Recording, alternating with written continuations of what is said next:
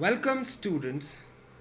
In this video we will discuss about chapter 2, that is kings, farmers and towns.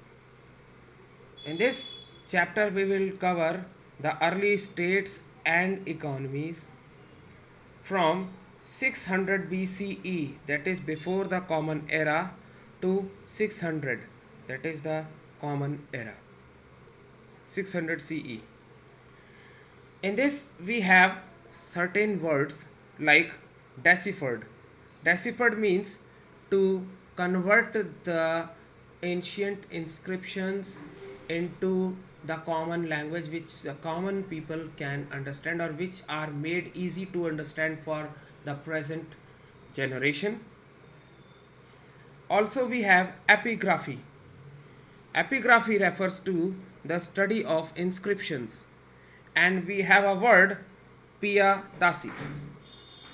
It's a word which is which is used as a reference for King Ashoka, and it literally means pleasant to behold. Pleasant to behold. These references are found on a few inscriptions, and on these inscriptions the king was also referred to as Ashoka, the most famous ruler which promoted and propagated Buddhism. So the Buddhist texts, they mention the ruler as Ashoka. It's not Ashoka, Ashoka, Asoka. So let's start our chapter now. Many developments during the long time span of the Harappan culture or Harappan civilization have been seen. Some of them were the composition of Rigveda, the agricultural settlements that were found and that emerged in large part of the subcontinent, the mode of disposal of dead, that is the burials, which especially the megaliths, which made the burials in a different manner. By 600 BCE, new cities and kingdoms they grew in the Harappan culture, and major turning point in the early Indian history is 600 BCE. Because of all these developments, the 16 Mahajanpadas they grew, and these Mahajanpadas, Janpad, that is a place where the people they are living collectively, and Mahajanpad, that is it's a combination and cluster of various Janpadas. And since the people they were there, so there was a ruler known as king during those times who used to rule these Mahajanpadas, and there were 16 Mahajanpadas, again I'm telling. And out of these Mahajanpadas, it was Magadha who became the most powerful Mahajanpada. Some of the Janpadas or Mahajanpadas they were known as Ganas or Sanghas, and these Ganas and Sanghas were oligarchies. The Mauryan Empire under the leadership of Chandragupta Maurya, he was founder of the empire, and he extended the control over present day Afghanistan and Balochistan. Also, like we referred earlier, Ashoka, that is Piyadasi, referred to as Piyadasi in some inscriptions. He was the grandson of Chandragupta Maurya, and he was the most famous ruler who conquered Kalinga, that is present day Sri Lanka. Different sources, literary sources like secular literature and non-secular literature, they are taken and they helped us to reconstruct the history of the Mauryan Empire. Apart from literary sources, the archaeological facts and findings they also helped, especially the sculpture and the stupas made by the Mauryan kings. they helped us to reframe the history regarding and relating the Mauryan Empire. Now, new notions of kingship. The new chiefdoms and kingdoms in several parts of subcontinent they emerged by 200 BCE. The Cholas, Cheras and Pandyas in Tamilakam, they are they are known from the Sangam text, the Sangam literature, and most of the states, including the Satavahanas and the Shakas, they had control over long distance trade network. The trading routes they were under the control of the Satavahanas and the Shakas. The Kushanas, who ruled from 1st century BCE to 1st century CE, they ruled over a vast kingdom, that is from Central Asia to Northwest Asia. The inscriptions which have been found, the coins and sculptures which have been excavated, they convey how the kingship was treated and what were the powers of the king. The Guptas, that is, who ruled from 4th century CE.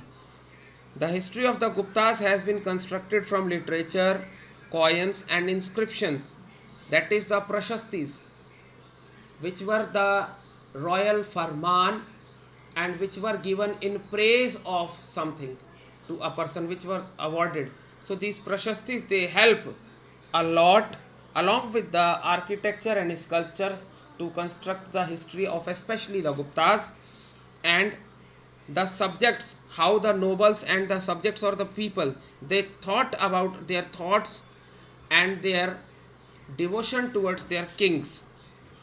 These were found by the historians. They have tried to know by the stories that were contained in the Jatakas and Panchatantra. Jatakas, that is the tales which were used by the people to tell to their future generations, that is their grandsons and sons.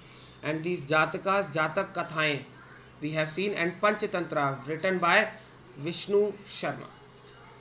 These two books and other such literary works, they help us a lot to know about the feelings and thoughts of the common people for their rulers or the kings.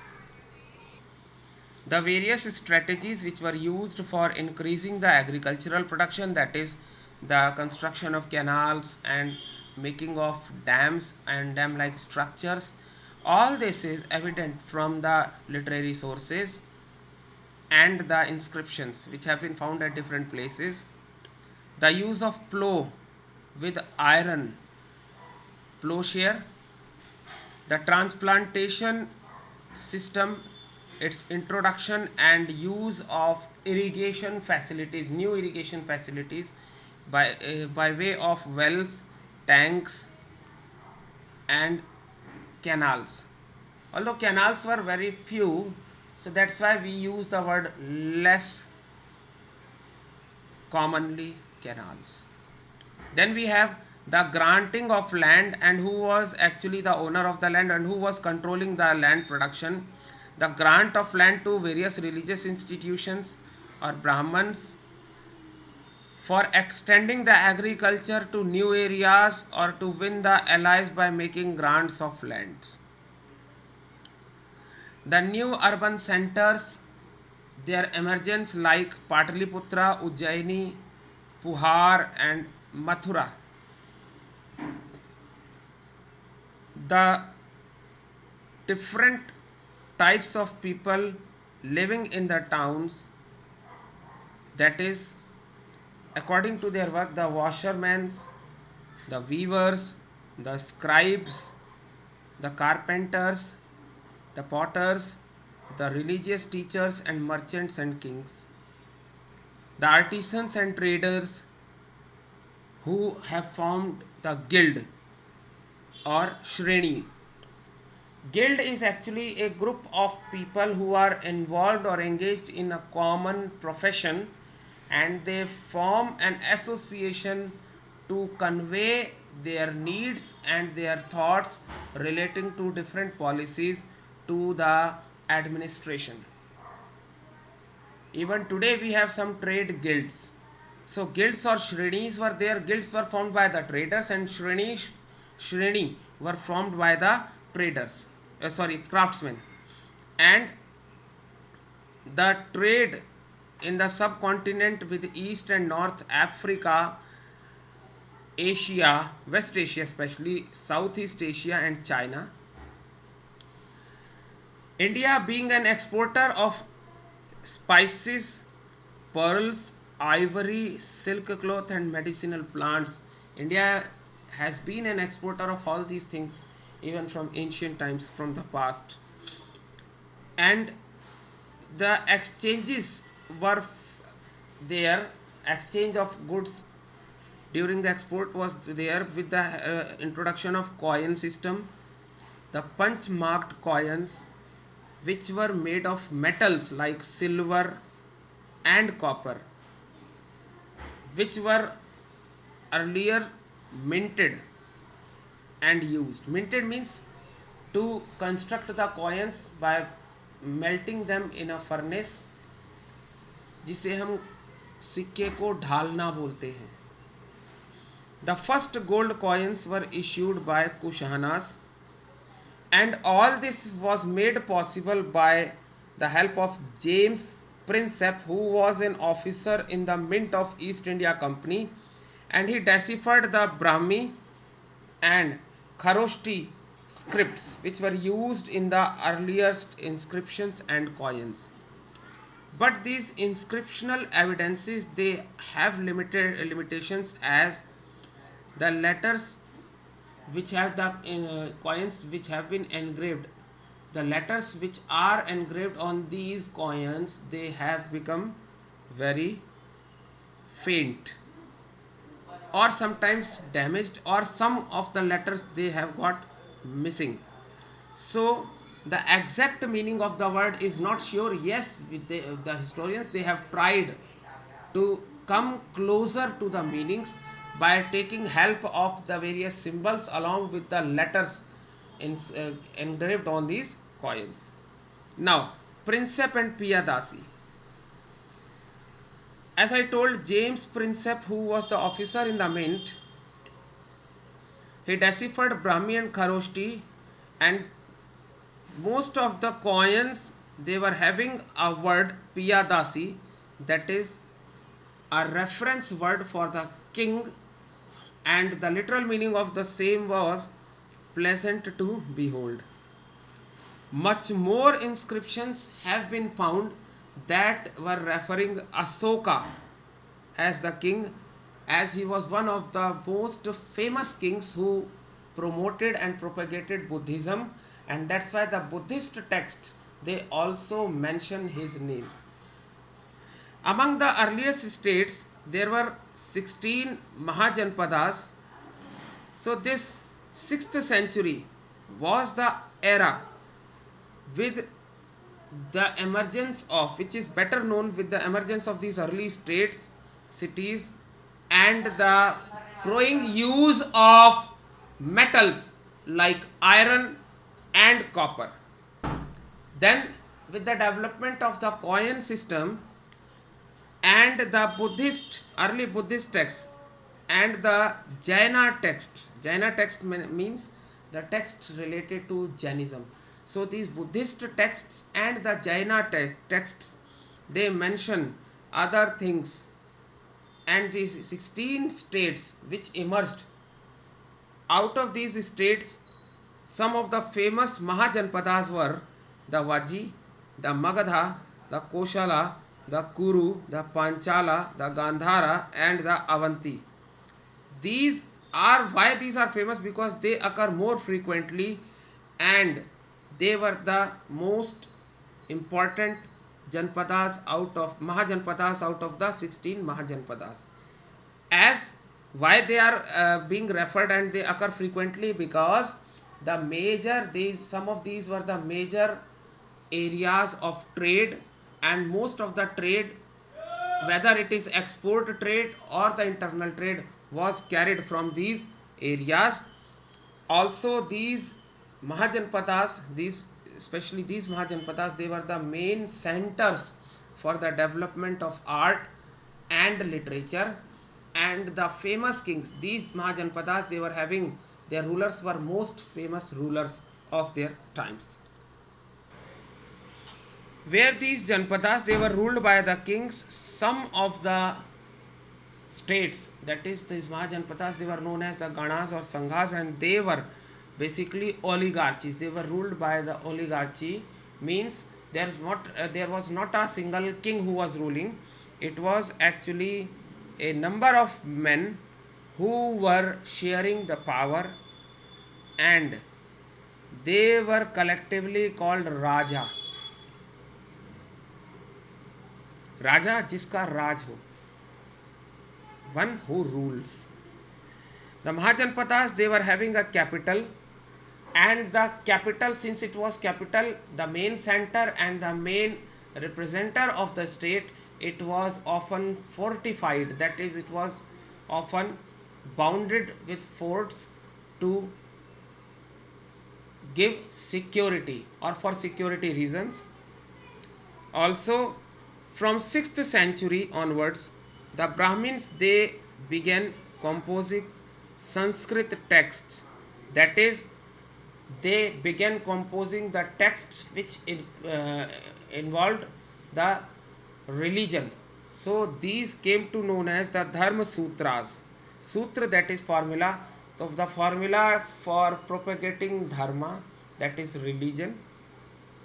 These laid down the norms for rulers as well as for other social categories, and the rulers who were ideally expected to be the Kshatriyas, that is the warrior class. The states, some of the states, they were having standing armies, and they maintained regular bureaucracies. Bureaucracies, that is a group of officers who were in charge of different affairs relating to administration. Then we have other states who continue to depend on militia. Militia, that is a sort of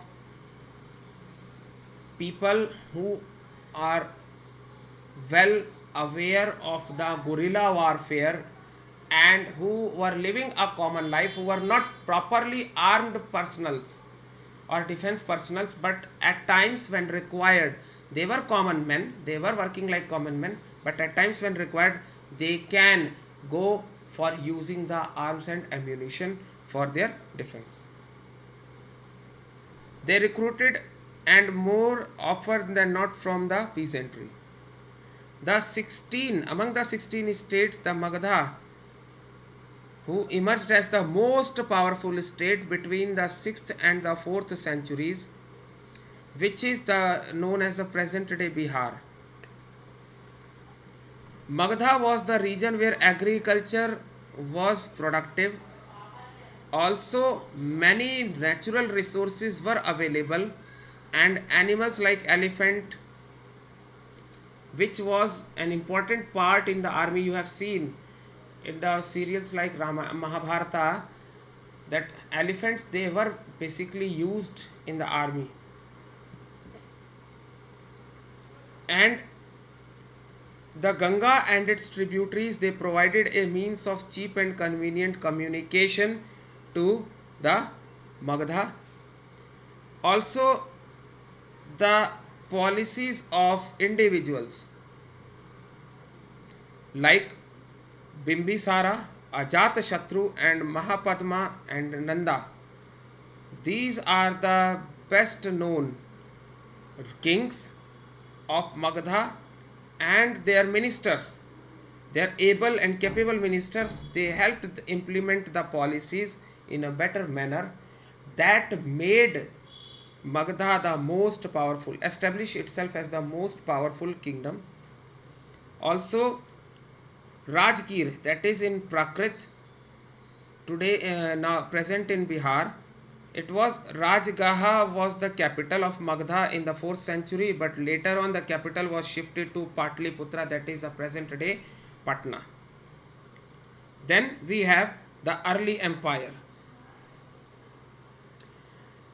The growth of Magadha as the powerful empire it culminated. That is because of this, the Mauryan Empire also emerged, and the Chandragupta Maurya, who was the founder of this empire, he extended his control as far as the northwest in Afghanistan and Balochistan, and it was Chandragupta Maurya's grandson Ashoka who was the most famous ruler of early India. He conquered the Kalinga, that is the present day coastal area of Odisha. For the Mauryan Empire, as I just told in the beginning of video, the various sources are the written accounts of Megasthenes, who was a Greek ambassador in the court of Chandragupta Maurya. He wrote Indica, a book, and from this book also the book which was composed by Kautilya, famously known as Chanakya, and the book is Arthashastra. These are the sources, vital sources to reconstruct the history relating to Mauryan Empire, along with the Buddhist, Jaina and Puranic literature, in addition with the inscriptions of Ashoka. That's all we have in this video. The remaining part we will discuss in the next video. Thank you. Have a nice day.